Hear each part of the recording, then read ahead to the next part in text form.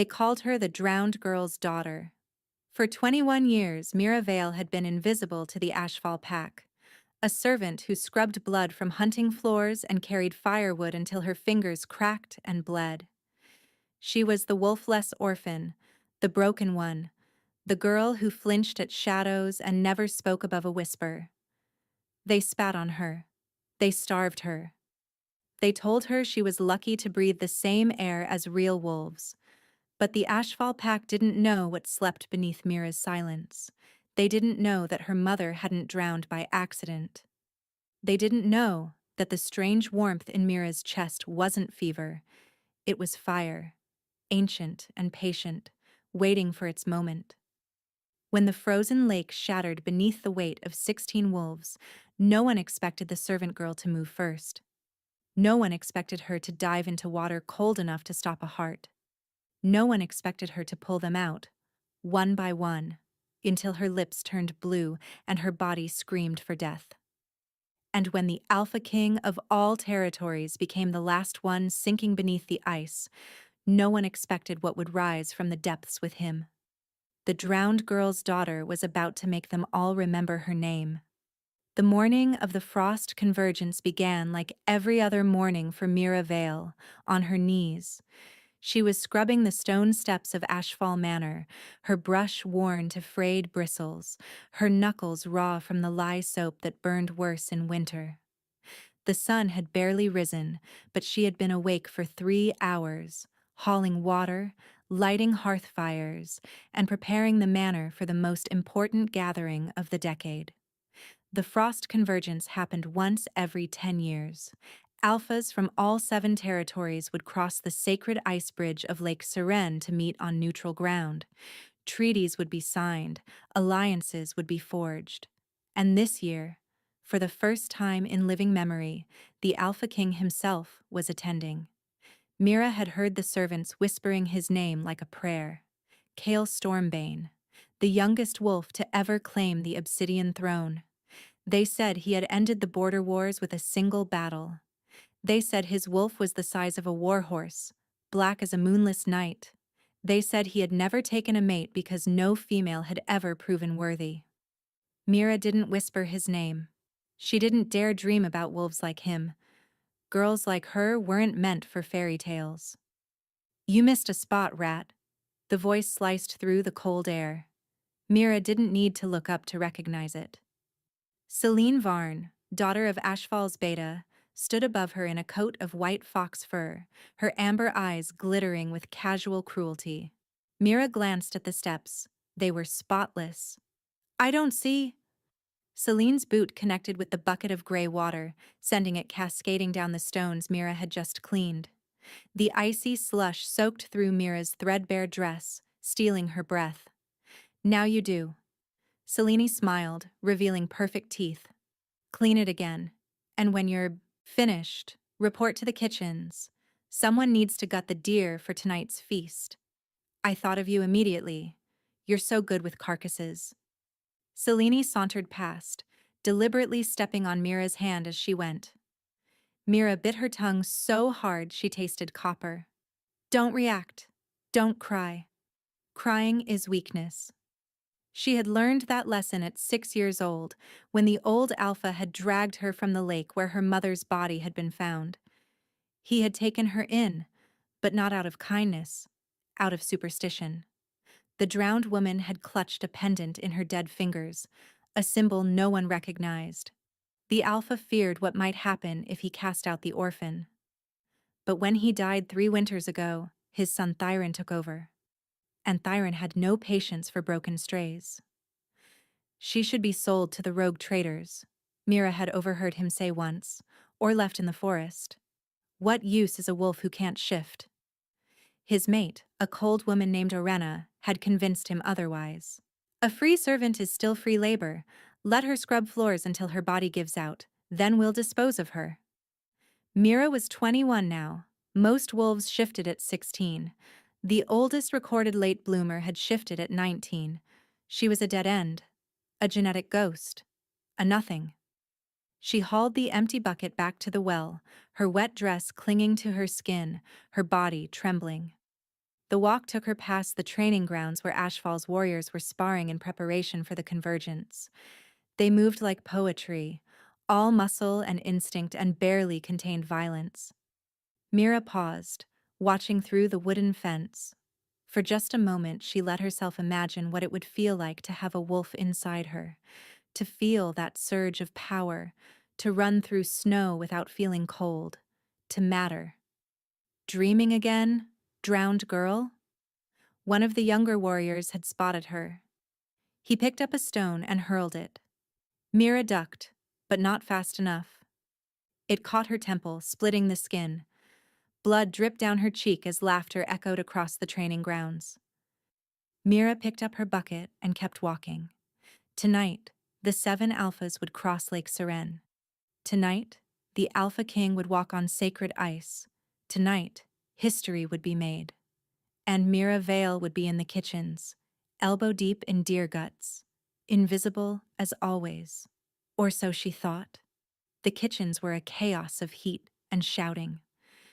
Mira stood at the far end of the butcher's table, methodically separating meat from bone, while the head cook screamed orders at terrified servants. The convergence feast required 12 roasted stags, 40 loaves of black bread, and enough honeyed wine to drown a regiment.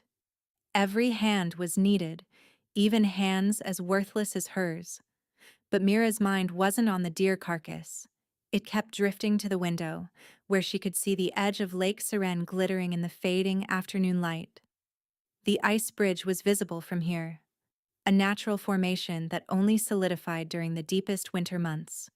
It was said that the moon goddess herself had blessed the crossing, that no wolf had ever fallen through the sacred ice. But what if someone did? The thought came unbidden, and Mira shook it away. She was being morbid. The ice had held for centuries. It would hold tonight. Girl. Mira looked up. The head cook, a heavy-set woman named Berta, was staring at her with narrowed eyes. Yes, ma'am? You're bleeding into the meat. Mira glanced down. Blood from her temple had dripped onto the cutting board. She hadn't even felt it.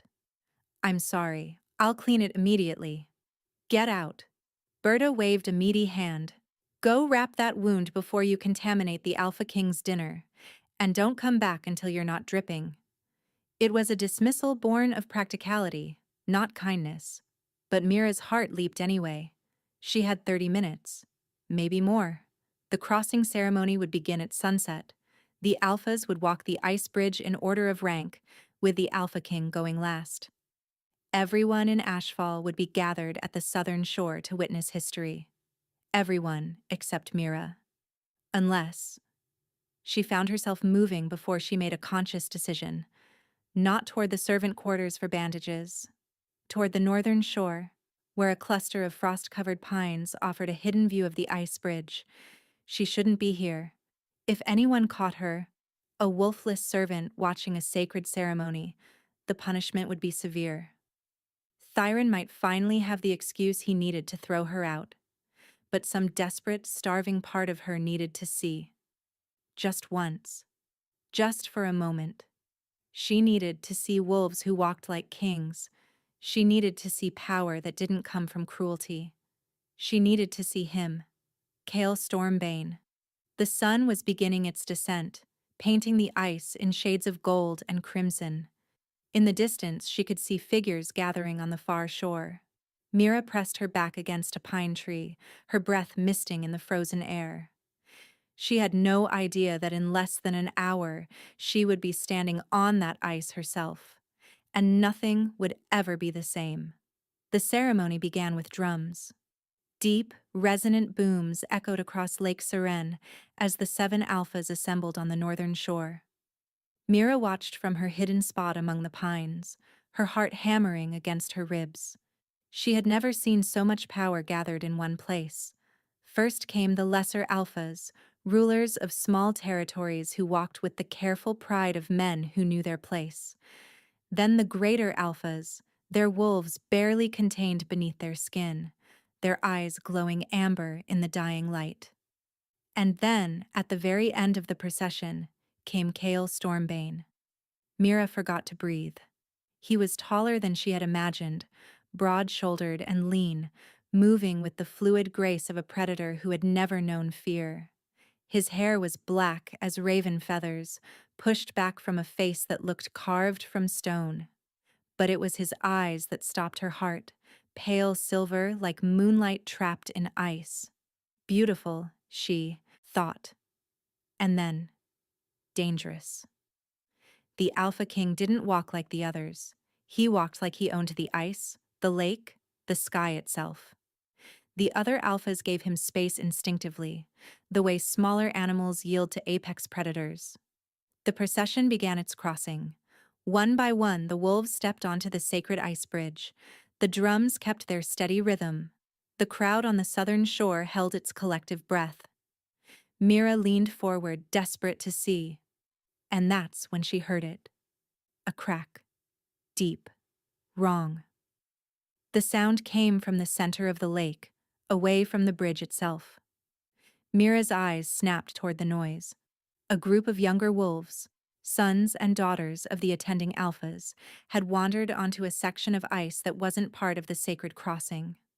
No. Another crack. Louder now. Spiderweb fractures shot across the frozen surface. Someone screamed.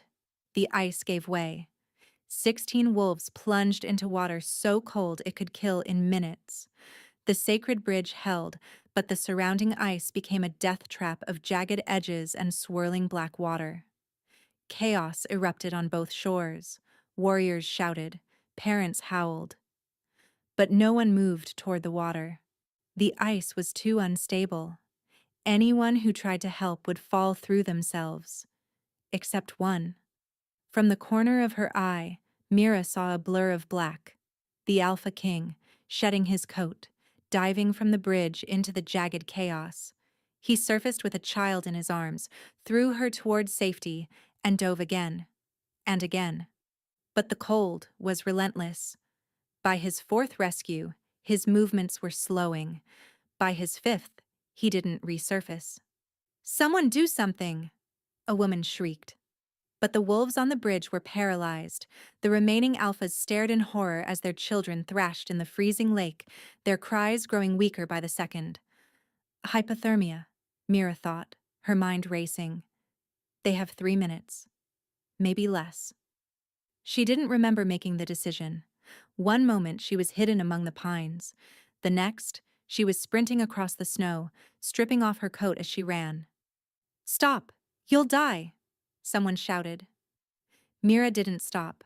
She hit the edge of the broken ice and dove. The cold was a fist around her heart. Every nerve in her body screamed to surface, to flee, to survive. But Mira had grown up on this lake. She had swum in its frigid waters since she was old enough to walk, a secret she had never shared, a skill born from lonely summers when the other children wouldn't play with her. She opened her eyes underwater. The darkness was absolute, but she could feel them, bodies thrashing, sinking, and dying. Her hand closed around a wrist.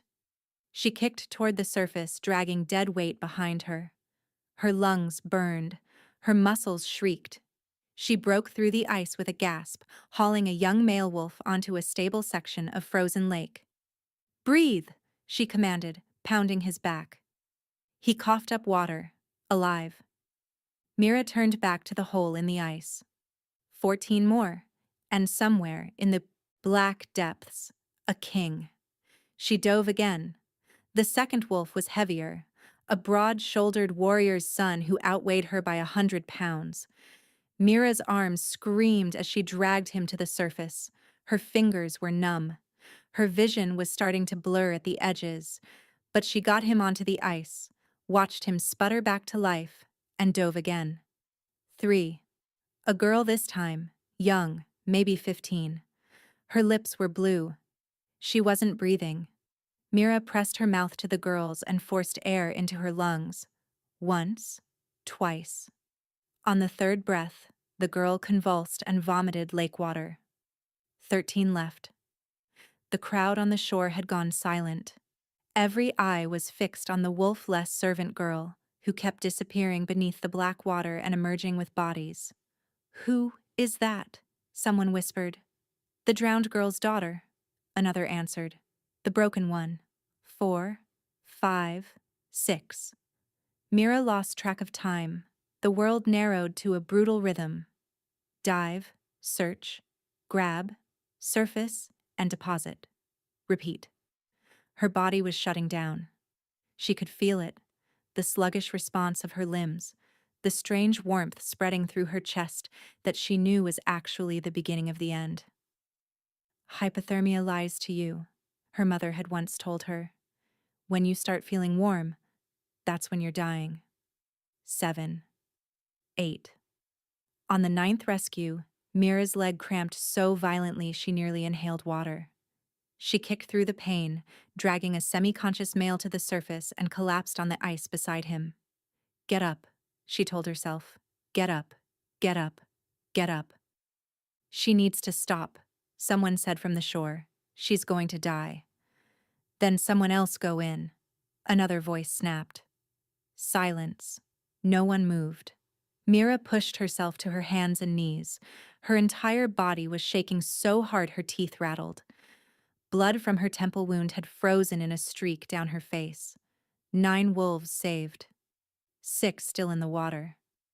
And the Alpha King. She hadn't seen him surface since his 5th rescue attempt. She could hear them now. The weak splashing, the whimpered cries for help. They were fading. Time was running out. Mira dove. 10, 11, 12. Each rescue took longer than the last. Each dive went deeper. The wolves were sinking faster now, their strength gone, and their bodies surrendering to the cold. 13. A girl who couldn't have been more than 12. She wasn't moving when Mira found her. Mira dragged her up anyway, breathed life into her lungs for 2 agonizing minutes before the girl's eyes fluttered open. 2 left. And the king. Mira's vision was going dark at the edges. Her heartbeat felt wrong, too slow, too irregular. She knew the signs. She had maybe 2 dives left in her body, maybe 1. 14. A male wolf, barely conscious, clinging to a chunk of ice. Easy rescue. She shoved him toward the stable section and turned back. 1 younger wolf. And then, she could see them now, 2 shapes in the water, separated by 30 feet of deadly black lake. One was small, flailing weakly. The other was larger, floating motionless, drifting deeper. Mira made a choice. She went for the small one first, a boy, maybe 10 years old, his eyes wide with terror. She grabbed him, kicked for the surface, and practically threw him onto the ice. 15 wolves saved. Stay, she gasped. 1 more. The last shape had stopped moving entirely. It was sinking, slowly, into the dark depths of Lake Seren. The Alpha King, who had exhausted himself trying to save his people. Mira filled her lungs with frozen air and dove for the final time. The water was darker here, deeper. Mira kicked downward, her lungs already burning, her body already failing. The shape below her was sinking faster now, caught in some invisible current that pulled toward the lake's ancient heart. Her hand closed around fabric, a coat, thick and expensive. She pulled, and the body turned. Silver eyes stared back at her. Not dead. Not unconscious. Cale Stormbane was looking directly at her, his face calm despite the freezing water filling his lungs. He had given everything trying to save his people. He had nothing left. She could see the acceptance in his expression, a king who had spent his final strength on others and was ready to pay the price. No. Something snapped inside Mira. A heat that had nothing to do with hypothermia exploded from her chest, flooding her limbs with impossible strength. She grabbed the Alpha King by his collar and kicked. They shouldn't have made it. The surface was too far. Her body was too broken. The cold had already won. But Mira refused. She kicked and clawed and fought the black water with every shred of will she possessed. The heat in her chest grew brighter, hotter, until she could have sworn she saw light bleeding from her own skin. They broke the surface together. Mira dragged the Alpha King onto the ice with strength she didn't have, couldn't have, and shouldn't have. She collapsed beside him, her chest heaving, her vision swimming. "Breathe," she croaked, too weak to perform compressions. "Breathe, damn you." Kale Stormbane coughed. Water poured from his mouth. His chest expanded. His silver eyes opened and fixed on her face with an intensity that burned hotter than the strange fire in her veins. "You," he rasped. Mira tried to respond, but her body had finally reached its limit. The world tilted. The sky spun. She felt herself falling backward, the ice cold against her back, the stars blurring above her. The last thing she heard before the darkness took her was a single word, spoken in a voice like thunder. "Mate." When Mira opened her eyes, she was no longer on the ice. She was wrapped in something warm, fur, impossibly soft, and cradled against a chest that radiated heat like a furnace. The scent hit her first, pine smoke and winter storms and something wild, something ancient. "She's awake." The voice came from above her. Mira looked up and found herself staring directly into the face of the Alpha King.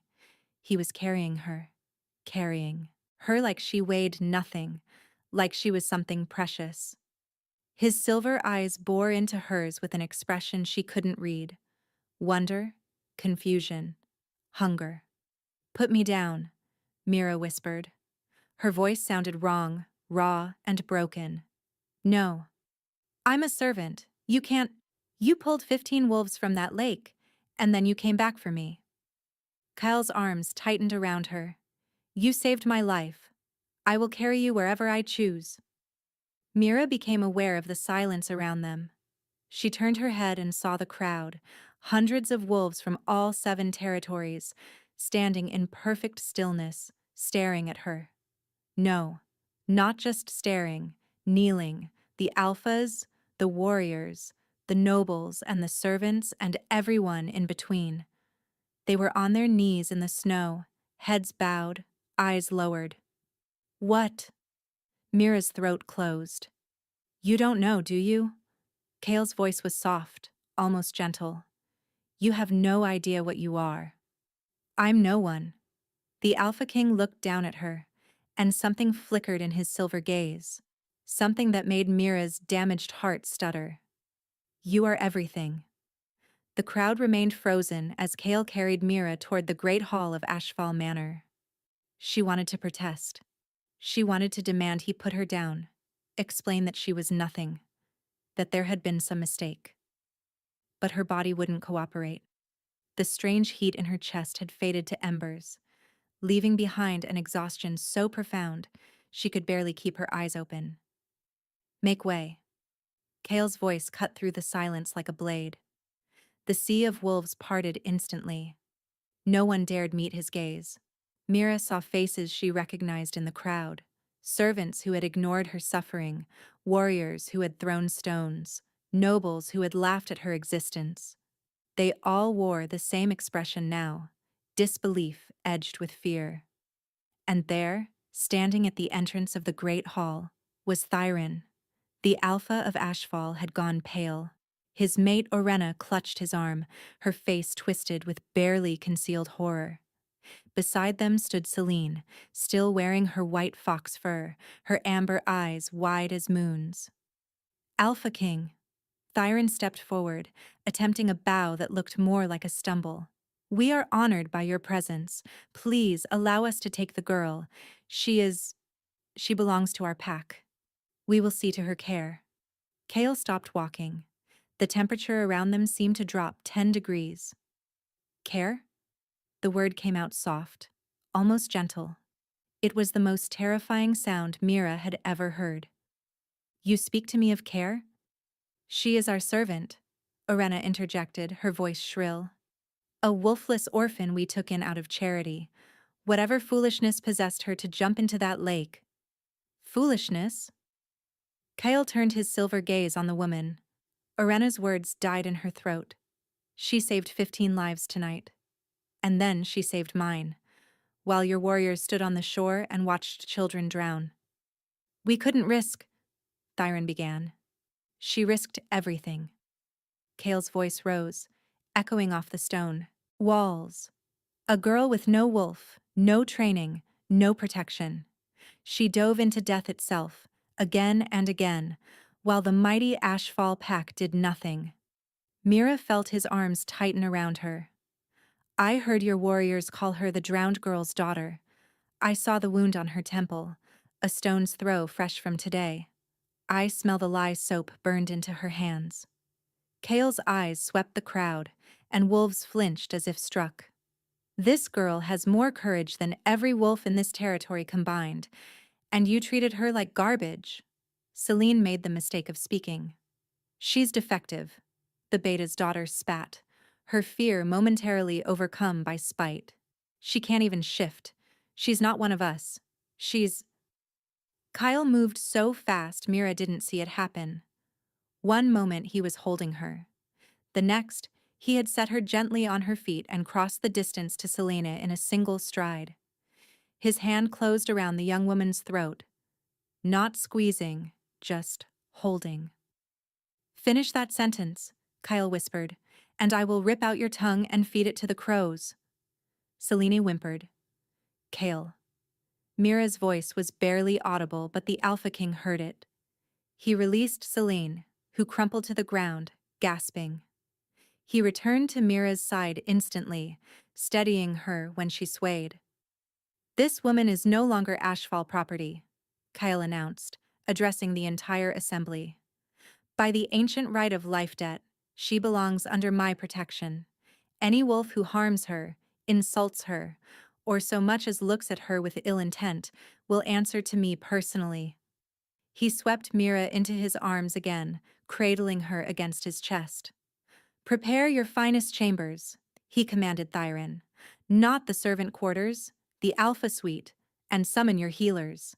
If she has so much as a bruise by morning, I will burn this manor to the ground. Thyron bowed, shaking. Yes, Alpha King. Kale carried Mira into the hall, leaving chaos in his wake. Mira woke to warmth and softness. For a long moment she didn't move. She had never felt sheets this smooth, never smelled candles this fragrant, and never experienced the simple luxury of waking without pain. I'm dead, she thought. This is the afterlife. You're not dead. Mira's eyes flew open. She sat up too fast, her head spinning, and found herself in a room larger than the entire servant quarters combined. A fire roared in an enormous hearth. Moonlight streamed through windows draped in velvet, and sitting in a chair beside her bed was the Alpha King. How long? Mira croaked. 14 hours. Kyle leaned forward, his silver eyes studying her face. The healers said you should have died. Hypothermia, exhaustion, blood loss from that wound on your head. Your heart stopped twice. Mira touched her temple. The wound was gone, not bandaged, but healed completely. That's impossible. Many impossible things happened last night. Kyle reached into his coat and withdrew something that glinted in the firelight. Do you recognize this? It was a pendant. Silver, shaped like a crescent moon wrapped around a teardrop of blue stone. Mira's breath caught. My mother's necklace. They told me it was lost when she drowned. They lied. Kale pressed the pendant into her palm. It was taken from her body and hidden in Thyron's vault. I found it an hour ago, after I threatened to execute his entire household. Mira stared at the pendant. It felt warm against her skin, warmer than it should. Why would they hide it? Because of what it represents. Kale's voice grew heavy. Mira, what do you know about your mother? Nothing. Only that she drowned in Lake Saren when I was 3. They said she was human. She wasn't human. Kale took her hands in his grip gentle but firm. Your mother was Sarah Vielle, the last princess of the lunar sovereignty. The words didn't make sense. Mira shook her head. The lunar sovereignty is a myth, a children's story. It was real, a bloodline of wolves blessed directly by the moon goddess. Wolves who could command water, breathe beneath the waves, survive cold that would kill any other creature. Kale's eyes bore into hers. 25 years ago, the sovereignty was destroyed by a faction called the Ember Covenant. They believed the lunar wolves were abominations. They hunted them to extinction. But my mother escaped. She was pregnant with you when she fled. She hid among humans, then among lesser packs, always running. Kale's jaw tightened.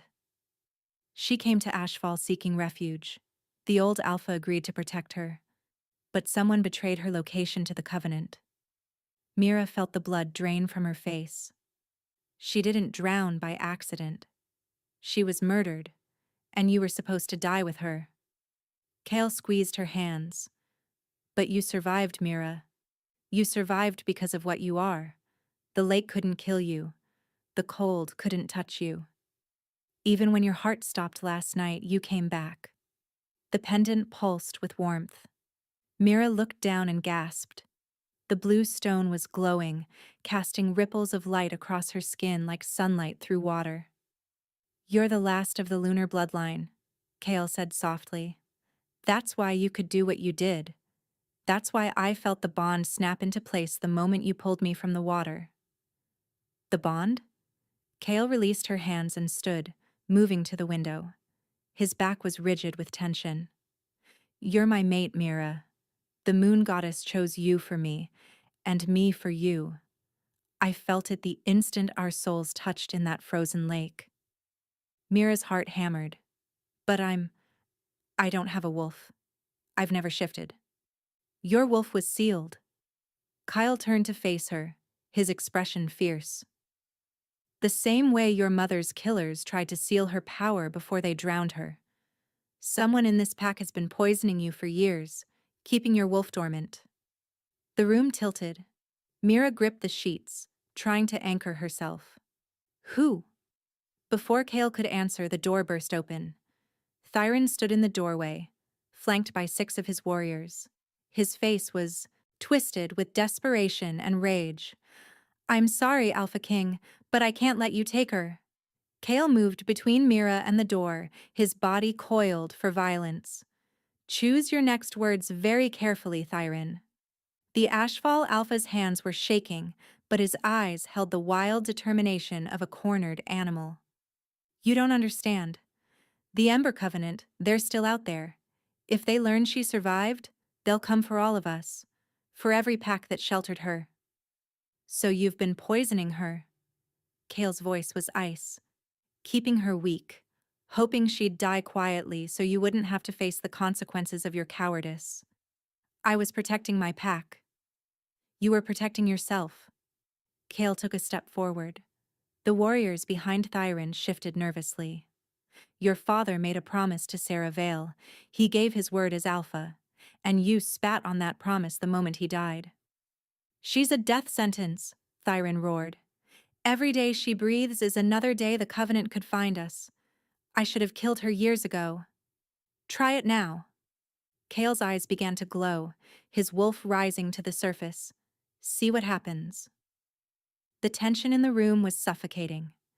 Mira could feel both men's power pressing against her skin, 2 alphas on the verge of war. Stop. Her voice cut through the standoff. Both men turned to look at her. Mira pushed back the covers and stood on trembling legs. The pendant around her neck, she didn't remember putting it on, pulsed with light. This is my fight, she said. Not yours. Mira, Kale began. He murdered my mother. He poisoned me. He let his daughter torture me for 18 years. Mira's voice grew stronger with each word. If anyone is going to make him pay, it's me. Thyron laughed.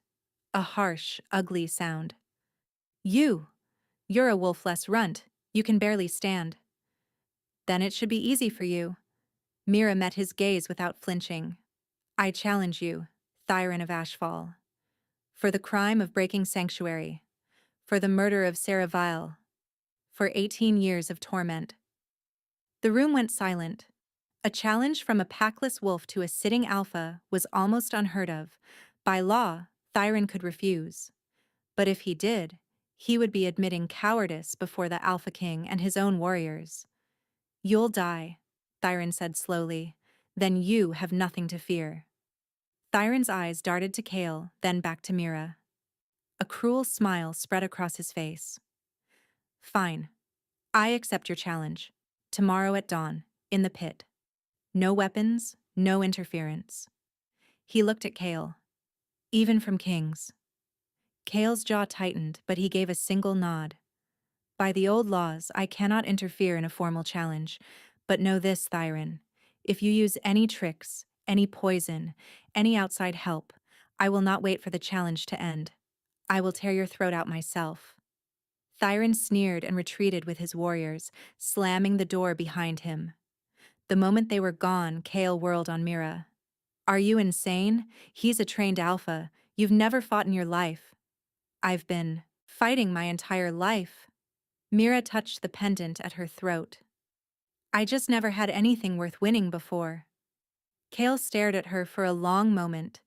Then, slowly, his expression shifted from anger to something else. Something that looked almost like awe. "Then we have one night," he said. "One night to unlock what's been sealed inside you." He extended his hand. "Are you ready to meet your wolf?" The pit was an ancient arena carved into the bedrock beneath Ashfall Manor. Torches lined the circular walls, casting dancing shadows across the stone floor. The seats above were packed. Every wolf from Ashfall and the visiting delegations had gathered to witness the impossible. A wolf-less servant challenging an alpha. Mira stood at the northern entrance wearing simple training leathers that Kale had provided. Her body ached from the night's brutal preparation. Kale had pushed her to the breaking point, forcing her to tap into the power she didn't know she had. And she had found it. Not a wolf, exactly. Not yet. But something. A current of cold fire running through her veins, responding to her will. She could feel the water in the air, in the bodies around her, in the very stone beneath her feet. Across the pit, Thyron entered from the southern gate. He had stripped to the waist, revealing a body hardened by decades of combat. His eyes glowed amber, his wolf barely contained. "Last chance, little drowned girl." Thyron rolled his shoulders, bones cracking. "Bow to me now, and I'll make your death quick." Mira said nothing. Elder Vorn, the oldest wolf in Ashfall, stepped to the center of the pit. "This challenge is bound by ancient law. No interference, no weapons. The fight ends in submission or death." He looked between them. "Begin." Thyron didn't shift immediately. He wanted to humiliate her first, beat her in human form before finishing her as a wolf. He charged. The speed was terrifying. One moment he was across the pit, the next he was on top of her, his fist rocketing toward her face. Mira moved. She didn't think. She flowed, her body bending like water around his attack. His fist passed through empty air. Before he could recover, her palm struck his chest. The impact shouldn't have done anything. She was half his size, a fraction of his strength. But the cold fire in her veins surged. Thyron flew backward, crashing into the stone wall with enough force to crack it. He slid to the ground, gasping, frost spreading across his chest where she had touched him. The crowd went silent. "What?" Thyron staggered to his feet, staring at the ice crystallizing on his skin. "What are you?" "I'm what you tried to drown." Mira's voice echoed through the pit. "I'm what you tried to poison. I'm what you should have feared from the very beginning." Thyron roared and shifted. His transformation was violent, bones snapping and reforming as gray fur exploded across his body. In seconds, a massive wolf stood where the man had been, 8 feet of muscle and fury. He lunged, jaws wide enough to bite her in half. Mira closed her eyes. "Come to me," she called to the presence she had felt stirring all night. "I'm ready." The cold fire answered. It didn't hurt like she expected. It felt like plunging into Lake Seren, shocking at first, then peaceful, then powerful. Her bones shifted, her skin rippled, and when she opened her eyes, she was looking down at Thyron from a height she had never known. Her wolf was white as fresh snow, massive beyond reason. And when she breathed out, frost crystallized in the air before her. The Ashfall Alpha faltered. For the first time, real fear flickered in his amber eyes. He attacked anyway, a desperate lunge born of terror rather than strategy. Mira caught him by the throat. She didn't use her jaws. She used her paw, slamming him to the ground with force that shattered the stone floor beneath them. The impact drove the breath from his lungs. Before he could recover, she was on top of him, her massive form pinning him completely. One bite would end it, one clench of her jaws around his exposed throat. The crowd held its breath. Mira leaned down until her muzzle was inches from his face. She could feel his terror, smell the bitter stench of a wolf who knew he was about to die. But death was too easy, too quick. She shifted back to human form, still straddling his wolf body, her hand pressed against his throat. Submit. The command carried power, not just volume, but something deeper. Something that resonated in the blood of every wolf present. Thyron whimpered. His massive wolf form shrank, bones cracking as he was forced back into human shape. He lay beneath her, naked and shaking, tears streaming down his face. "I submit," he gasped. "I submit, please." Mira stood. The silence in the arena was absolute. "You will live," she announced, her voice carrying to every corner of the pit. "But not as Alpha, not as anything. You are stripped of rank, stripped of name. From this day forward, you are nothing." She turned to the crowd and found Celine's face among them, pale, terrified, understanding finally dawning. "The same applies to anyone who participated in my torment. You know who you are." Mira's eyes glowed with frost blue light. "I suggest you start running." From the Alpha's viewing box, Kale Stormbane began to clap. Slowly, the rest of the arena joined him, a thunder of applause for the drowned girl who had risen. The celebration lasted until midnight. Mira stood on the balcony of the Alpha Suite, her suite now, watching the bonfires burn in the courtyard below. Wolves from all 7 territories danced and drank, toasting her name. It felt like a dream she might wake from at any moment. "You should be resting." She turned to find Kale stepping through the balcony doors, 2 goblets of wine in his hands. "I've rested enough." She accepted the goblet but didn't drink. "I spent 21 years sleeping. I don't want to miss another moment." Kale moved to stand beside her, close enough that she could feel the heat radiating from his body.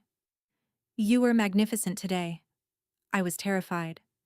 That's what makes it magnificent." He turned to face her, his silver eyes soft in the moonlight. "Mira, I know this is overwhelming. The bond, your heritage, everything that's happened. I won't pressure you. If you need time, I don't want time." The words left her mouth before she could stop them. Kale went very still. "I spent my whole life being invisible," Mira continued, her voice barely above a whisper. "Being told I was nothing, that I deserved nothing. And then you looked at me like I was everything. Do you know how that felt?" Kale set down his goblet. Slowly, giving her every chance to pull away, he reached up and cupped her face in his hands. "Tell me to stop," he murmured. "No." He kissed her. It was gentle at first, tentative, questioning, but when Mira pressed closer, something broke open between them. The bond flared to life, a rush of heat and belonging that stole her breath. She could feel his emotions bleeding into hers, wonder, desire, a fierce protectiveness that bordered on obsession. The sound of screaming shattered the moment. Kale whirled, placing himself between Mira and the balcony's edge, Below, the celebration had transformed into chaos. Wolves were running, shifting, howling warnings into the night. And cutting through the crowd came figures in crimson cloaks, their faces hidden behind masks of burning ember. "The Covenant!" Kale snarled, baring his teeth. A howl pierced the air, not from below, but from above. Mira looked up and saw wolves descending from the mountain ridge, dozens of them, surrounding the manor from all sides. They were waiting. Mira's blood ran cold. They knew I would reveal myself. "Mira Viel!" A voice boomed across the courtyard, amplified by some dark magic. The crowd parted to reveal a figure in robes of deepest crimson, a woman with silver hair and eyes that burned like coals. "Daughter of Sarah, last of the lunar abominations, your mother escaped us once. You will not." "Get inside," Kale commanded, his body already beginning to shift. "No." Mira grabbed his arm. "If I hide, they'll slaughter everyone looking for me. This ends now." She didn't wait for his response. Mira vaulted over the balcony railing, dropping 3 stories to land in a crouch among the panicked wolves. The impact should have shattered her legs. Instead, she rose smoothly, frost spreading from her feet across the cobblestones. "You want me?" she called to the crimson woman. "Come and get me." The Covenant leader smiled, a terrible expression devoid of humanity. "Kill everyone else. Bring me the girl alive." The crimson wolves attacked. They came from all directions, a wave of fur and fangs. Kale's warriors engaged them, but they were outnumbered, overwhelmed. Mira felt the cold fire surge in her chest. This time she didn't fight it. She didn't try to control it. She surrendered. Her wolf erupted from her body in an explosion of light and ice. But she didn't stop there. The power kept building, fed by rage and grief and 21 years of suppressed pain. She threw back her head and howled. The sound that emerged wasn't just a wolf's cry. It was the voice of glaciers calving into the sea, of blizzards swallowing mountains, of the moon goddess herself crying out in fury. Every Covenant wolf within 50 feet simply froze, not stopped, but literally encased in ice where they stood. The Crimson leader's smile vanished. Impossible. The lunar bloodline could never— Mira turned her glowing eyes on the woman. "My mother could only defend." Mira's voice resonated with ancient power. "I can destroy." She howled again, and the wave of frost that exploded outward was blinding. When it cleared, not a single Covenant member remained standing. They were ice sculptures now, frozen monuments to their own hubris. The Crimson leader alone survived, protected by some desperate magic. She staggered backward, terror finally breaking through her arrogance. "This isn't over," she hissed. "There are more of us. We will—" Mira appeared before her in a blur of white fur. "Tell them," Mira growled. "Tell them the lunar bloodline is no longer hiding. Tell them the drowned girl is coming for every single one of them." She let the woman flee into the night. Then she collapsed. 3 months later, the northern citadel had never looked more beautiful. Banners of silver and midnight blue hung from every tower. Wolves from all 7 territories had gathered in the Great Hall, filling it to capacity. The scent of winter roses and pine perfumed the air. Mira stood before the obsidian throne, wearing a gown of white silk that shimmered like moonlight on water. The pendant her mother had died protecting hung at her throat, its blue stone glowing softly. Beside her stood Kael, resplendent in black and silver, his hand warm around hers. "By the ancient rites and the blessing of the moon goddess," Elder Vorn declared, his voice carrying through the hall, "I present to you Queen Mira of the lunar bloodline, mate to King Kael Stormbane, sovereign of all territories." The crowd erupted. Mira looked out at the sea of faces, wolves who had once dismissed her, now kneeling in reverence. She spotted familiar figures in the crowd. Celine Varn, stripped of her title, stood among the servants carrying trays of refreshments. Her white fox fur was gone, replaced by a gray wool dress. She didn't dare look up. Thyron knelt in the corner reserved for the disgraced, his head shaved, a brand of shame marking his cheek.